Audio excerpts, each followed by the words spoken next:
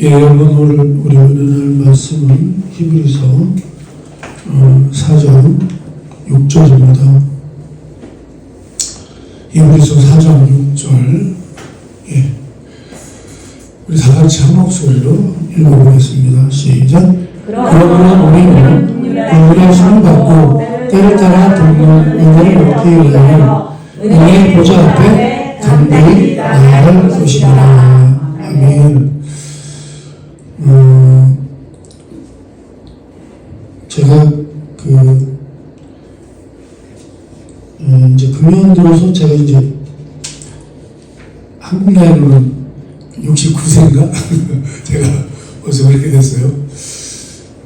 69세인가? 68세인가요? 69세인가? 호적은 1년 늦게 되어 있습니다만. 그러니까 거의 70년을 이 땅에서 살았는데, 요즘 같은 시절을 제가 본 적이 없어요.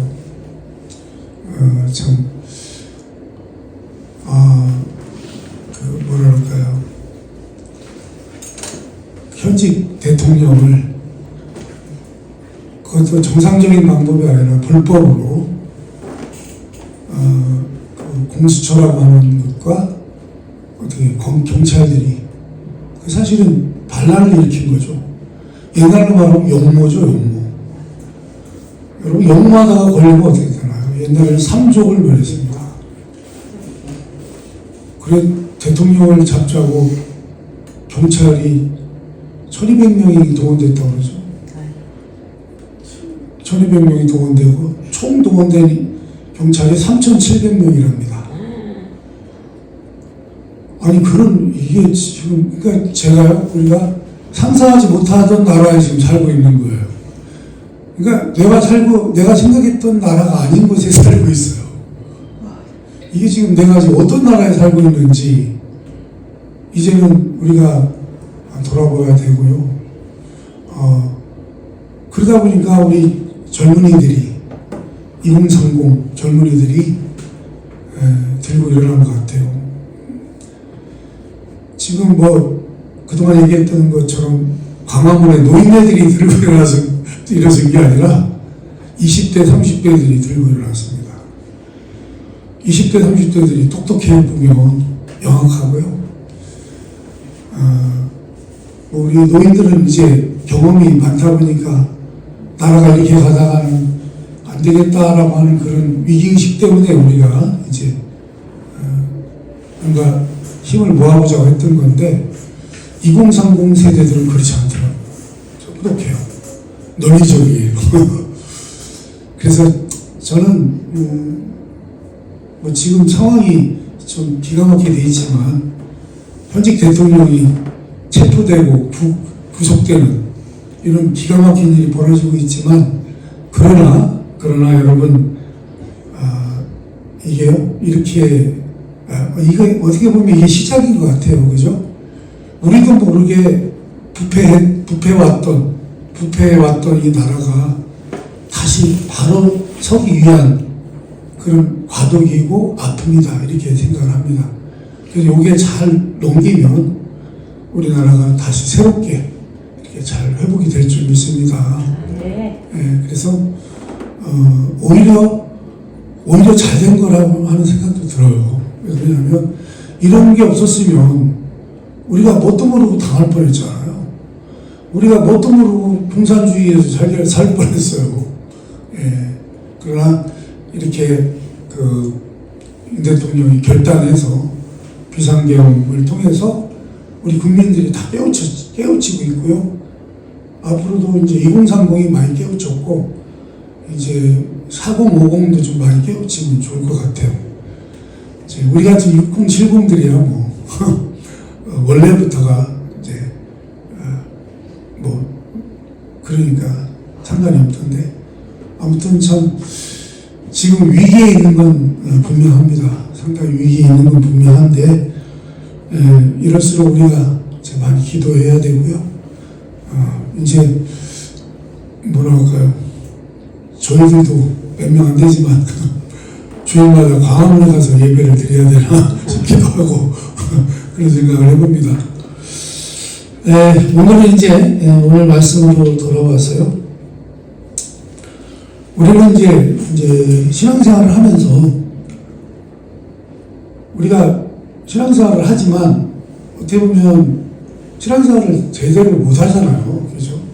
우리는 어떻게 보면 이 죄성이라는 놈이 이제 우리가 죄의 권세에서부터는 벗어났지만, 우리가 구원받은 사람들은 죄의 권세로부터는 벗어났지만, 그러나 아직 여전히 죄성이 남아있기 때문에 그 죄성을 우리가 뭐라 할까요? 이제 과거에는 우리가 감당할 수 없었지만 이제 우리가 분별할 수도 있고 우리가 죄에 대해서 선택할 수 있다고 말씀을 드렸는데요.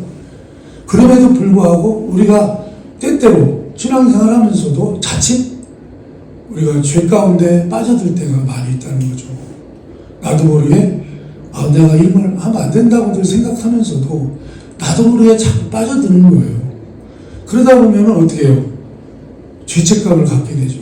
왜 나는 이럴까?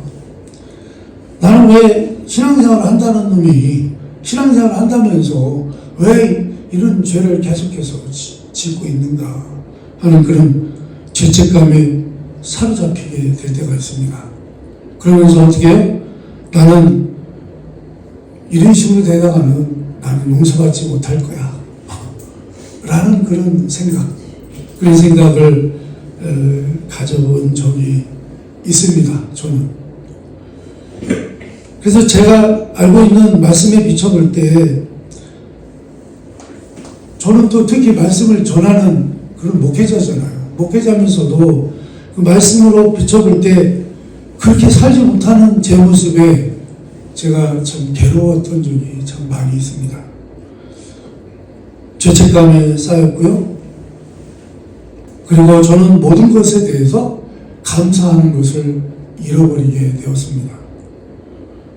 제가 실수했을 때 저는 저의 어리석음과 그릇된 결정 등에 대해서 신음하고 슬퍼하곤 했습니다. 그러니까 일이 잘못되었을 때, 우리는 일이 잘못되었다고 생각이 들었을 때, 그럴 때는 어떻게 해야 되나요? 우리가 오히려 무릎을 꿇고 복종하고 그분의 은혜 가운데 일어서서 다시 내가 일어서야 되겠다라고 하는 대신에 우리는요, 그렇게 하는 게 아니라 나는 내가 왜 그랬을까? 내가 왜 그랬을까? 왜 바보같이 왜 그랬을까? 라고 하는 생각과 씨름을 하곤 하는 것입니다. 그러면 어떻게 해요? 신앙생활 하면서도요, 영적으로는 엉망이 되어버리고 만다. 그런 말씀입니다. 그래서 사랑하는 여러분, 신자가요, 예수 그리스도 안에 있는 새 사람의 옷을 입지 못하고 온유함으로 걸어나가지 못하는 것은 잘못된 것이다 라고 말씀을 드립니다. 그리고 그것을요, 다른 죄와 함께 섞어서 연관시키는 것은 더더욱 잘못된 것입니다. 이러한 행동은 우리를요, 실패와 절망 가운데 산산조각이 나버릴 것이기 때문입니다. 그래서요, 우리는요, 하나님께 순종하기만 했다면 좋았을 것이라는 생각으로 마음을 졸이기도 합니다. 그러나 여러분, 이것도요, 이런 생각도 해서는 안 된다는 거예요.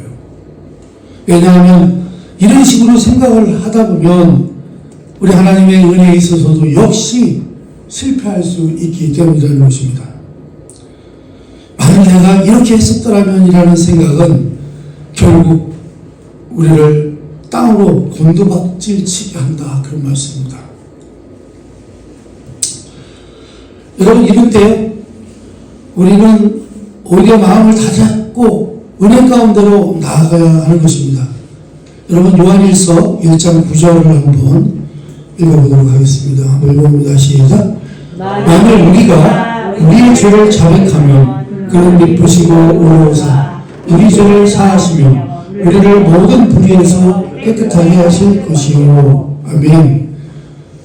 우리는요, 제가 죄를 져놓고 죄의 결과를 생각하면서 그때 내가 이렇게 했더라면 내가 왜 그렇게 하지 않았을까 하면서 막 거기에 막 그 생각에 시달리잖아요. 그런 생각에 집중하기 시작하면요, 우리는 하나님의 은혜에 이르지 못하게 된다는 거예요. 우리는요, 자신을 변호할 수 있고요, 변명할 수도 있습니다. 우리는요, 극심한 압박이나 다른 어떤 것을 당하고 있었기 때문에 내가 그럴 수밖에 없었다고 우리의 죄를 합리화시켜 버릴 수도 있습니다.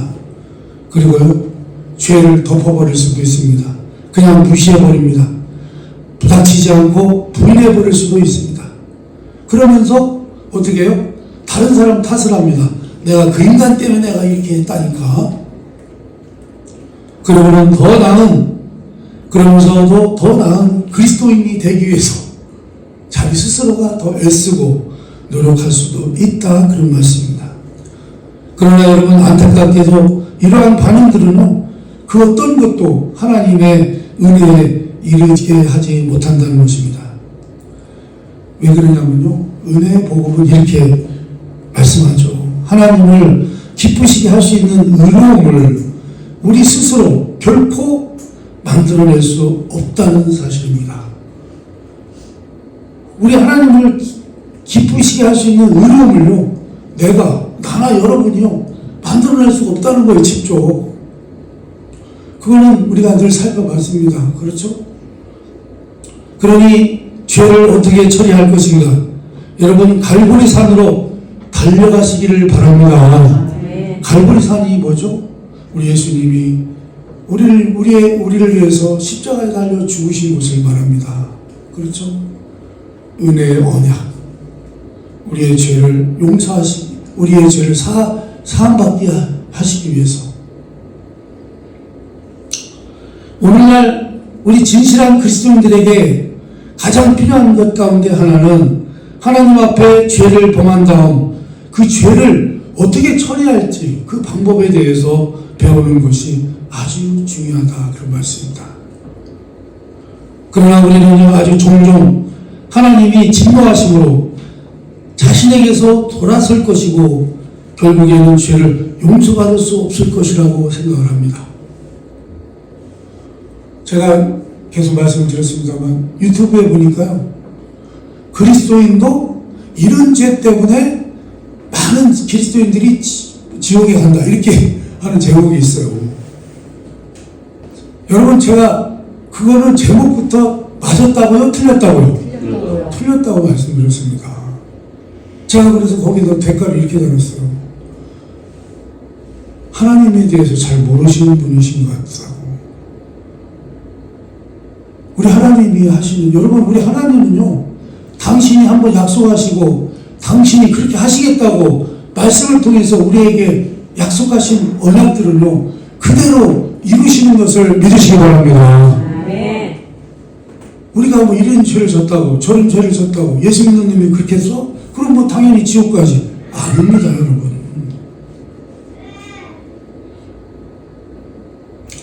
그거는요, 하나님의 생각이 아니고 누구 생각이에요?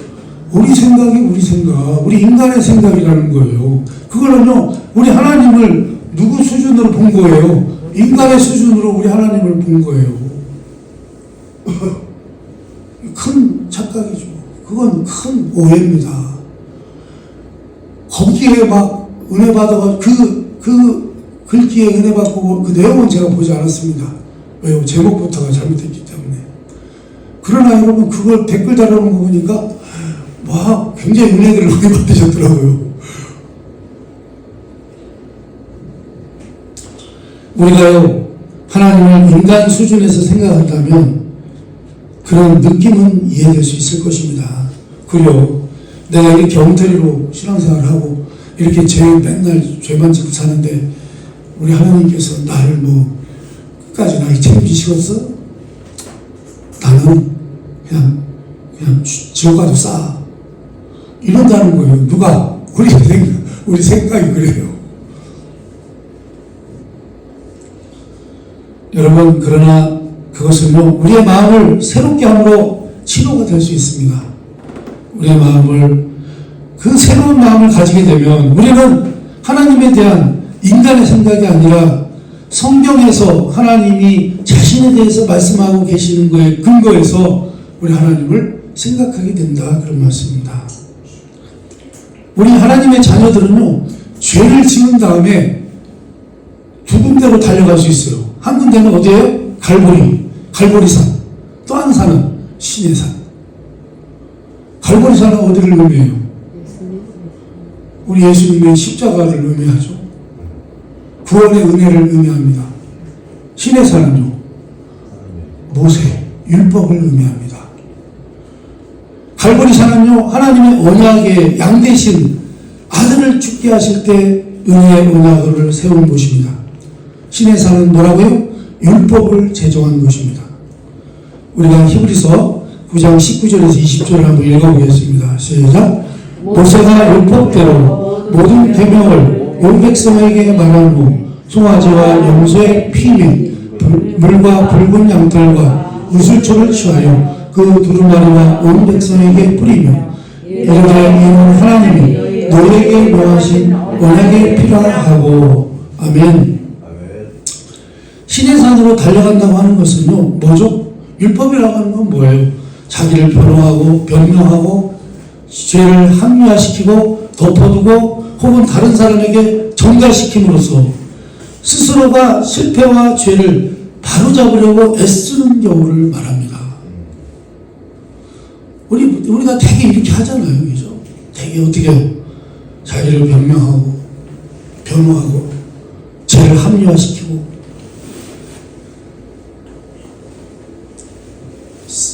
지금 우리 나라의 지금 상황이 어떻습니까? 법치가 완전히 무너졌어요. 법이 없어요. 그 어떤 분이 이렇게 얘기했더라고요. 법이 칼춤을 춘다. 법이요, 무당들 칼춤 추듯이 칼춤을 춘다는 거예요. 근데요, 불행하게도 어때요? 우리나라 사법부의 90%가 지금 이렇게 뭐라 그러죠? 어떤 분이 얘기하는데 보니까 장악이 되어 있대요. 장악, 좌파들에게 장악이 되어 있고요. 대법원장이라는 사람은 얼마나 착하고 놀라운 분인지 가만히 있어요. 그냥 가만히 있습니다. 그 사람 왜 그런 사람들을 왜 대법원장으로 뽑았는지 모르겠습니다. 아무튼 여러분, 대법원장이면 법원에서 사법부에서 제일 의원이잖아요. 수장이잖아요.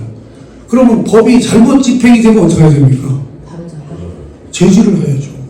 제동을 걸고 뭔가 잘못했다고 지적을 하고 직무정지를 시킨다든지 뭔가 조치를 취해야 되는데, 알아서 하겠지 그런 건지를 몰라도 진짜 어떤 기가 막히게 달린다요, 정말. 차라리 우리 한별이나 한나를 대법원장 시키면 더 잘할 것 같아요. 응?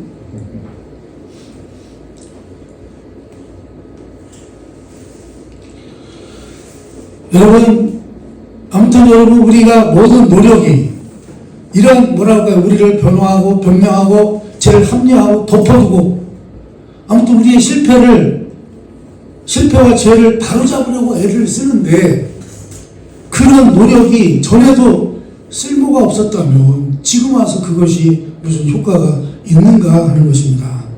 왜요? 그렇게 해가지고는 죄와 실패가 덮어질 수 없다, 그런 말씀입니다. 여러분, 우리의 죄와 실패는 뭘로 덮어집니까? 그것은 대속이 있어야 된다, 그런 말씀입니다. 우리 예수님의 흘리신 그 피가 있어야 된다는 거예요. 여러분, 시내산으로 달려가는 것은 도움을 얻기 위해 가는 것이 결코 아닙니다. 그렇게 하면 사실 여러분의 문제가 더 늘어나게 될 것입니다. 왜냐하면요, 그것은 승리가 아니라 좌절을 가져다 주기 때문입니다. 그래서요, 승리란 결코 율법을 통해서 오지 않습니다. 여러분, 제가 이 율법을 통해서는 우리가 구원받을 수 없다고 말씀드렸잖아요. 우리가 율법을 지킬 수 있다고 했습니까? 없다고 했습니까? 율법을 도저히 지킬 수가 없어요. 왜요? 인간의 그 죄성 때문에. 타락한 본성 때문에, 부패한 심성 때문에 죄를요, 법을 지킬 수가 없어요. 그래서 우리는 어디로 달려가야 됩니까? 갈보리 산으로 달려가는 여러분 되시기를 바랍니다. 사랑하는 여러분, 은혜, 바로 그 은혜가 나와 여러분에게 필요한 것입니다. 어떻게 하면 우리가 갈보리 산으로 달려가서 새 언약의 피가 갚는 능력 안에서 씻음을 받게 될까요? 그것은요, 먼저 그분의 은혜를 얻어야만 하는 것입니다. 그러나 여러분, 죄를 그대로 정확하게 고하시기를 바랍니다. 주님 앞에 내 죄를요, 그대로 고하시기 바랍니다. 그리고 그것이 잘못되었다고 하는 것을 하나님께 동의하시기 바랍니다. 하나님, 제가 잘못했습니다. 잘못한 것입니다. 그것을 해결하려고 내가 아닙니다. 주님, 제가 저놈 때문에 그랬습니다. 이놈 때문에 그랬습니다. 이것 때문에 그랬습니다. 저 때문에 그랬습니다. 이런 얘기하지 말고 여러분의 입술로 크게 하나님께 고하시기를 바랍니다. 요한일서 1장 8절에서 9절입니다. 한번 읽어봅니다. 시작. 만일 우리가 죄가 없다고 말하면 스스로 속이고 또 진리가 우리 속에 있지 않을 것이요, 만일 우리가 우리 죄를 자백하면 그는 기쁘시고 의로우사 우리 죄를 사하시며 우리를 모든 불의에서 깨끗하게 하실 것이요. 아멘. 그러니 여러분, 이렇게 하나님께요, 우리의 죄를 고한 다음에, 그렇다고 해서 더 거기에 앞서 나가려고도 하지 마시기 바랍니다. 더 열심히 노력해야겠다고 결심하지 마시기 바랍니다. 그저 여러분께서는요, 하나님의 충족한 은혜가 필요하다고 하는 것을 인정하고 하나님의 은혜를 신뢰하면서 나아가시기를 바랍니다. 여러분이 하려고 하지 말라는 거예요. 골로새서 2장 6절입니다. 한번 읽어봅니다. 시작. 그러므로 너희가 그리스도 예수를 주로 받았으니 그 안에서 행하되. 아멘. 여러분은 믿음으로 구원을 받았습니다. 그러므로 여러분은 믿음 안에서 걸어가야 합니다. 그것은요, 한 번에 한 걸음만 내딛는 것일 수 있습니다. 여러분이 항상 우리는 이렇게 얘기해야 됩니다. 주님, 저는 할 수 없습니다. 한번 따라서 합니다. 주님, 저는 할 수 없습니다. 이렇게 말하면서 반드시 뭐라고 얘기해야 되냐면, 이것도 따라서 해봅니다. 그렇지만 당신은 하실 수 있습니다. 당신은 하실 수 있습니다. 라고 고백을 해야 된다. 아멘. 갈라디아서는요, 몇몇 사람들이 갈라디아 지역에 들어와서 바울이 전했던 복음과는 다른 복음을 전했기 때문에 쓰여졌습니다. 이게요, 바울이 쓴 서신서에 보면요, 이 가짜 교사들 얘기가 많이 나와요. 가짜 신자라고도 말할 수 있는데, 그들이 전한 것은요, 이런 거예요. 예수 그리스도를 믿음으로 구원을 받을 수 있지만, 그래도 어떻게 해요? 할례를 받아야 하고 율법 아래 살아야 한다, 이렇게 가르치는 거예요. 이 얘기는 제가 너무 많이 했기 때문에.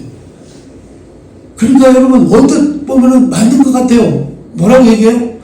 우리가 예수 그리스도를 믿음으로 구원을 받을 수 있지만, 그러나 할례도 받아야 되고 율법도 지켜야 된다, 이렇게 얘기를 해요. 그러니까요, 본질적으로 그들은요, 그리스도인들이 자신들의 의를 유지하기를 원한다면 믿음과 은혜로만 충분하지를 못하다고 말하면서 어떻게 해요? 그리스도인들을 다시 역으로 어디로 개종시키려고 해요? 유대교로 개종을 시키려고 하는 거예요. 이 거짓 교사들의 논리로요, 칭의는 그리스도를 통해, 그러니까 구원은 그리스도를 통해, 십자가를 통해 얻어지지만 율법을 통해서 계속 유지가 된다라고 이렇게 얘기를 한다는 거예요. 그 거짓 교사들은 그리스도를 비난하거나 갈보리에서 그분이 하신 일을 비난하지 않았기 때문에 그들의 가르침이 다른 복음이라고 하는 것을 알아채기가 어려웠다는 거예요. 그래서 사도 바울이 이렇게 얘기해요. 가만히 들어온 그 거짓 교사, 그놈들을 조심해라. 어? 여러분, 교회 안에도요, 이런, 뭐라 할까요? 이런 가만히 들어온 잘못된 말씀들이 있다는 거예요. 잘못된 교리들이 있다는 거예요. 잘못된 것들이 교회 안에도 많이 들어와 있다는 거예요. 세상에 철학이 들어오기도 하고, 그렇죠? 갈라디아서 1장 6절에서 9절 말씀을 보겠습니다. 읽어봅니다. 시작. 그리스도의 은혜로 너희를 부르신 이를 이같이 속히 떠나 다른 복음을 따르는 것을 내가 이상히 여기노라. 다른 복음은 없나니 다만 어떤 사람들이 너희를 교란하여 그리스도의 복음을 변하게 하려 합니다. 그러나 우리나 혹은 하늘로부터 온 천사라도 우리가 너희에게 전한 복음 외에 다른 복음을 전하면 저주를 받을지어다. 우리가 전에 말하였거니와 내가 지금 다시 말하노니 만일 누구든지 너희가 받은 것 외에 다른 복음을 전하면 저주를 받을지어다. 아멘. 여러분, 바울은요, 의롭다 인정받는 것은 행위나 할례나 율법에 의해서가 아니라 오직 은혜로 말미암는다는 것을 확실하게 이해하기를 바랬습니다. 죄를 범했을 때, 여러분, 우리가 우리의 죄를 해결하는 것과 관련해서 은혜를 기억할 필요가 있습니다. 여러분은 율법과 은혜 아래 있지 않고 오직 은혜 아래 있다고 하는 사실을 꼭 기억하시기를 바랍니다. 그래서 우리는 하나님의 약속들을 바라보아야 합니다. 하나님은 약속하신 것을 이루십니다. 하나님은 여러분에게 죄 쓰심과 용서하심을 약속하십니다. 그러므로 여러분, 로마서 8장 1절을 읽어보면 이렇습니다. 읽어볼까요? 시작. 그러므로 이제 그리스도 예수 안에 있는 자에게는 결코 정죄함이 없나니. 아멘. 여러분이요, 그러니 죄책감을 느끼신다면 보상하기 위해, 죄값을 치르기 위해, 속죄하기 위해 뭔가를 해야 한다고 느낀다면 여러분, 그런 것들의 느낌이라고 하는 것을 기억해야 할 것입니다. 그러니까 여러분, 우리가 죄를 져놓고 내가 이 죄값을 갚기 위해서 내가 뭔가를 해야 되지 않을까라고 하는 느낌, 그렇게 해야 될 것 같다고 하는 느낌, 여러분, 그런 것들은 느낌이라는 건데요, 이 느낌은요, 믿음과 아무런 관련이 없습니다. 여러분, 믿음은 느낌과 관계없이 하나님의 말씀을 그대로 믿는 것입니다. 내가 뭔가를 해야 되겠다가 아니라 그냥 그런 느낌과 관계없이 하나님의 말씀을 그대로 믿는 것입니다. 뭐라고요? 예를 들어서 좀 전에 읽은 말씀처럼 그리스도 안에 있는 자에게는 결코 정죄함이 없다. 그러면 그걸 그대로 믿으시기 바랍니다. 아니요, 그래도 내가 뭔가 죄 진 거에 대해서 뭔가 내가 해야지. 응? 그게 아니라요, 그러다가 죄를 더 짓는다는 거예요. 내가 해결해 보려다가 죄를 더 짓게 된다는 거예요, 여러분. 여러분, 그래서요, 하나님께서 우리의 죄를 처리하시는 것을 돕기 위해 우리가 뭔가 해야겠다고 하는 생각은 교만이라 그런 말씀입니다. 우리가 할 수 있는 게 아니에요. 하나님이 하셔야 될 일을 우리가 한번 해보겠다고? 그거는요, 교만입니다. 아담과 하와가 저질렀던 그런 교만인 것입니다. 하나님처럼 되고 싶었던 그 교만. 여러분, 그래서 교만은요, 은혜의 물결을 즉시 막아버린다, 그런 말씀입니다. 야고보서 4장 6절입니다. 한번 읽어봅니다. 시작. 그러나 더 큰 은혜를 주시나니 그러므로 읽었으되 하나님이 교만한 자를 물리치시고 겸손한 자에게 은혜를 주신다 하였느니라. 아멘. 여러분, 이 말씀을 잊지 마시기 바랍니다. 교만은요, 하나님의 은혜에 이르는 문을 확 닫아버려요. 우리가 교만한 상태에 들어가는 순간, 우리가 교만에 대해서도 지난 수요일날 살펴봤습니다만, 교만은요, 패망의 선봉장이라는 거예요. 그래서 악의 뿌리기도 하지만. 그래서 여러분, 구원을 위한 은혜이든 그리스도인으로서 우리가 지은 죄를 덮어주는 은혜이든 간에, 은혜는 오직 자기 자신을 하나님 앞에 낮추는 사람에게만 주어진다고 하는 것을 꼭 깨달으시기를 바랍니다. 그래서 야고보서 4장 7절에서 10절을 말씀 보면서 마무리하도록 하겠습니다. 한번 읽어봅니다. 시작. 그러므로 너희는 하나님께 복종할지어다. 마귀를 대적하라. 그리하면 너희를 피하리라. 하나님을 가까이 하라. 그리하면 너희를 가까이 하시리라. 죄인들아, 손을 깨끗이 하라. 도마음을 품은 자들아, 마음을 성결하게 하라. 슬퍼하며 애통하며 울지어다. 너의 웃음을 애통으로, 너의 즐거움을 근심으로 바꿀지어다. 주 앞에 낮추라. 그리하면 주께서 너희를 높이시리라. 아멘. 어떤 사람이 예수께서 치른 희생은 우리 죄를 담당하기에 부족한 것이라고 말한다면, 혹은 나는 은혜 안에 있기 때문에 나는 멋대로 죄를 져도 돼라고 생각을 한다면, 그리고 그렇게 생각해서 죄를 범한다면 어떻게 해요? 그러면 우리 은혜의 성령님을 모욕하고 있는 것입니다. 여러분, 실제로요, 정말 구원받지 못하는 죄가 하나 있긴 해요. 그게 뭐죠? 우리 성령님을 모독하는 죄. 성령 회방죄. 그거는 무서운 죄입니다. 그렇죠? 우리 성령님은 누구세요? 하나님이시잖아요. 하나님을 모독하는 거죠.